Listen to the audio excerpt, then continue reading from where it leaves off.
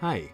As we begin chapter 11 of the book of Revelation, we face the challenge of how this chapter and the following chapters fit together with what we just saw in chapter 10, which was John given another scroll, whether it's small or not, is a question we looked at in the last video, and told to eat it, and it would be bittersweet in his stomach, and then he's told to prophesy. But then in chapter 11, as you can see on the left side of the screen, he continues, "Then I was given a measuring rod like a staff, and I was told, 'Come and measure the temple and the altar and those who worship there, but do not measure the court outside the temple,' etc." And one might ask, wait a minute, what about the scroll? What about the call to prophesy? Because in verse 3, as you can see, the voice we can understand as the voice of God says, "I will grant my two witnesses authority to prophesy," but not John, and John was told to prophesy. So what happened to the scroll? And how does this chapter 11, with its witness to the point of death and then resurrection, fit in both with what went before and what follows? So before we begin to look at the chapter in detail, I'd like to do in this video a little overview of these three chapters. And I'm relying on them, relying on the excellent work of Tony Hsiu, whose book you can see here, The War Between the Two Beasts and the Two Witnesses, that establishes a framework in which we can understand this. And I'll be relying on that as well throughout a number of the next videos as we look through these chapters. If you're willing to plod through a challenging but really well done doctoral dissertation turned into a book, I recommend that if you'd like to know more than what I can share in these videos. The way to approach it, I'd like to start with this. On the right side of the screen, you can see the contents of the book of Revelation. And this is presented just neutrally. I presented this in the overview of the whole book at the very beginning, just without comment, as a series of explanations and short descriptions of what happens. So where we are in the story is right here. We saw the open scroll, and then the witnesses come in chapter 11. But how does this fit in with what went before? In other words, is there a plot or not, or is this just a series of disconnected visions? And in the very beginning of this sequence, in the first video, I explained my view there is a plot, and that's why I'd like to go to this here, that highlights a little bit of the plot. So the plot starts after the introduction of John's authority in chapter 1, and then the messages to the seven ecclesiae in chapters 2 and 3, and begins here. But I put it in quotes because this assumes that there is a plot, and that's something that scholars really disagree about. Is there one continuous narrative in Revelation that, like a regular story, if we want to call it a regular story, starts in the beginning, has a middle, and has an end? Or is it just a series of kaleidoscopic visions that intersect and overlap and have no sequence that makes something like a continuous story? Or are those not mutually exclusive? Could there be a kaleidoscopic expression of a plot? And we've been seeing some of how that goes, but it really hits a point here when we get to the second scroll, which seems to disappear, is not referenced again, and most scholars seem to ignore, or at least not be sure what to do with in the face of these chapters as they unfold. So let's look briefly through this plot and see where we are and where we're going before we look at one more initial tool and we begin to look at Hsiu's suggestion of how to make sense of this. So we saw here the door in heaven, and John sees the first vision, and there's where he sees the first scroll, and there's a search for someone found worthy to open it and break its seals, and of course that's the Lamb. And the Lamb breaks 6 of the 7 seals, and then John hears about the angel marking the servants of God with a seal. And then the 7th seal is open, and there's silence in heaven. And then we get the 6 plague trumpets are blown, and it ends in the end of chapter 9 with the failure to repent. And if you've been following these videos, you saw how we got there. And then we get to the second scroll. So that's where we are in the plot. But this is what's coming. So John is given this measuring rod, as I already pointed out. But then suddenly the beast from the abyss, who we haven't heard about, emerges and makes war on them and kills them. It seems to come out of nowhere. And we see for the first time here the reference to the great city and the people celebrating their death. And after that scene, something that seems to be completely different. The vision of the woman clothed with the sun, and scholars have argued endlessly about who that might be, and when we get there we'll talk about that.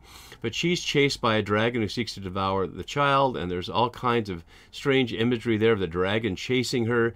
And then that scene is dropped in favor of another scene of a dragon giving authority to first a beast on the land and then a beast from the sea.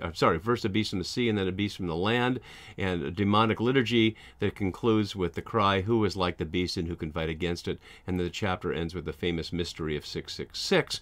And then we have the vision of the Lamb on Mount Zion, and then we'll get to the bowl plagues and fallen Babylon, etc. So right now we're looking at how do these pieces fit together?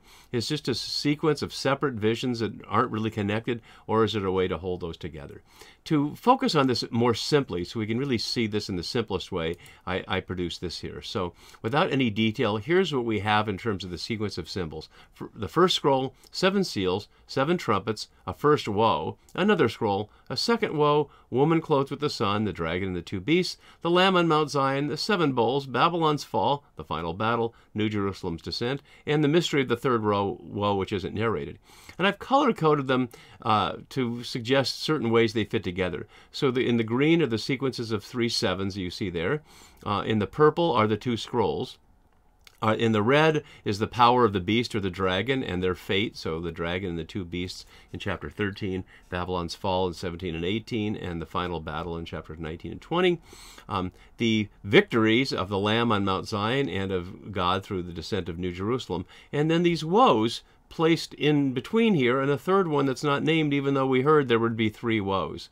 Woe, woe, woe. So what do the woes and the scroll and the woman and the dragon and the lamb on Mount Zion have to do together with each other? Scholars have struggled over this in all kinds of ways, and many have suggested that the second scroll has no content, or is the whole rest of the book is the content, but there's not much in the text itself that mentions that, because the scroll isn't mentioned again. So they're mostly guessing. And I didn't have a lot to go on it other than what I had done in my own work until I came upon this wonderful book from Tony Hsu. Here you can see the cover, and here's a picture of him. And as I noted to him, I'll pitch his YouTube channel, and perhaps he can pitch mine as well. He's done a series of videos on Revelation, but they're a little different. They're only a few minutes, like 5 minutes long, and they're covering whole chapters. So if you'd like just a brief overview introduction to Revelation, I haven't watched all of his, but I'd recommend those. We're going into more depth. But certainly he's covering some of the same themes. And his thesis here is on chapters 11 to 14, 1 to 5. So that's what we're going to work on. And here's what he suggests, that this whole section is what he calls a macro chiasm, a large chiasm filling these chapters as you can see it there. And we'll go through this in detail as we go through the chapters, but for this introduction, I just want to focus on what he's accomplishing here and what he's telling us about this whole section. So if we read it this way, chapters 11 through 14, 1 to 5, are part of a continuous unit. And so, for example, when we see the sudden emergence of the beast in the B part, in the blue part, that's to parallel the signs of the second beast in the B prime part that you see down there in 13:1 to 11, and 1 to 18. Sorry, 13:11 to 18. And so, without the chiasm, these seems disconnected. If you're not familiar with chiasm, I've been showing them a number of ways. As you can see, it's basically a way of shaping text around mirrored beginnings and ends, and then around the central part, which is the most important part.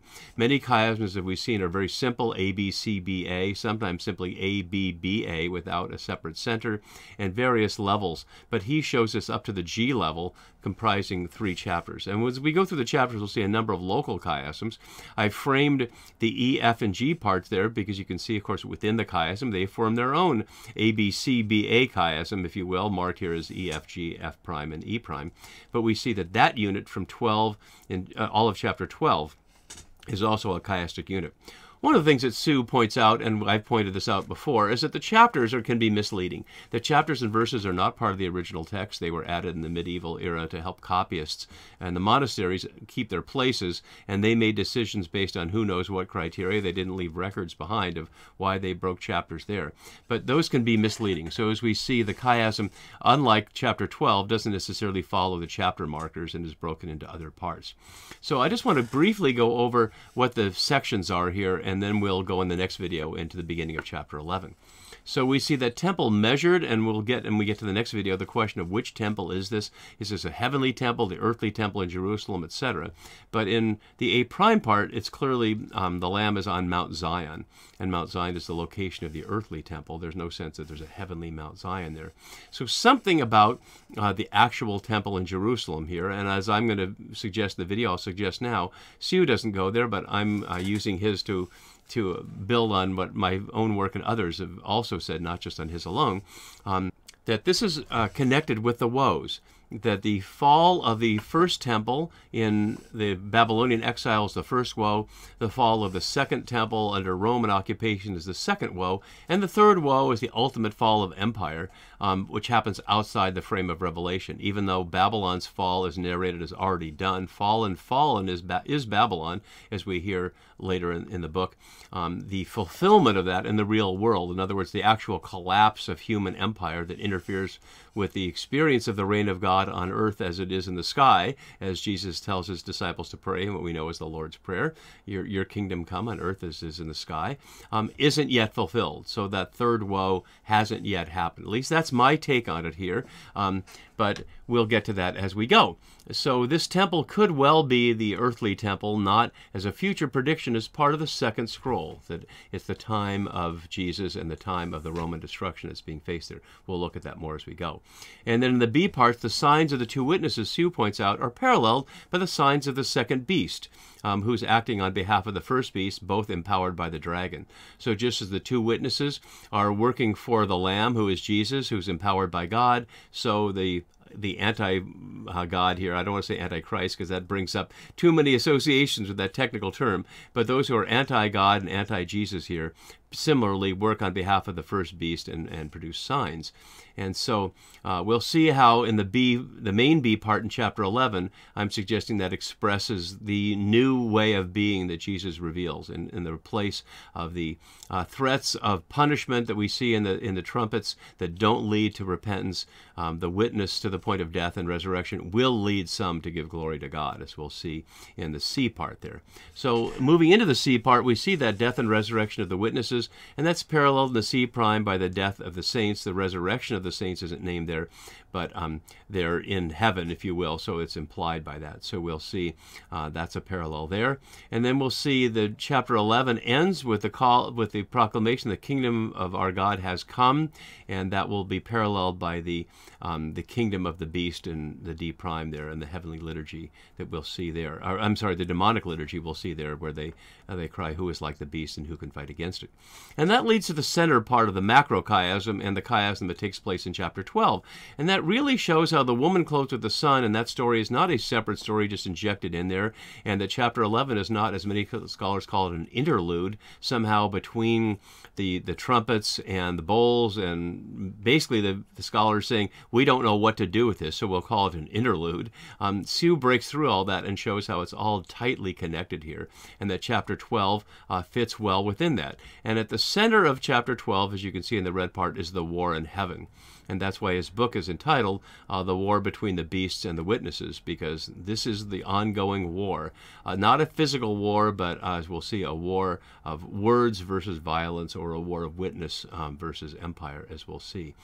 So in that, the woman has a role to play, and as we'll see, for all the many attempts to identify this woman with a particular person, whether it's a mother of Jesus or the Virgin of Guadalupe and the vision of Juan Diego in the Latin American tradition, that women, especially unnamed women, not humanly named women, let's just say symbolic women, like Babylon and New Jerusalem, the whore and the bride that we'll see later, represent cities.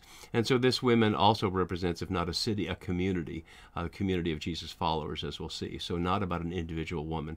And in the midst of that is that war between God's people and the dragon's people. And so hopefully this overview allows us to see the big picture of how these pieces fit together. And now we can go on to the next video and enter into chapter 11. And I'll be referring back to this chiasm because I don't assume everybody watches all the videos, but also to highlight how using the chiasm helps us understand each of the scenes as we go. So that's where we are now, and on to the beginning of chapter 11. See you there. Bye-bye.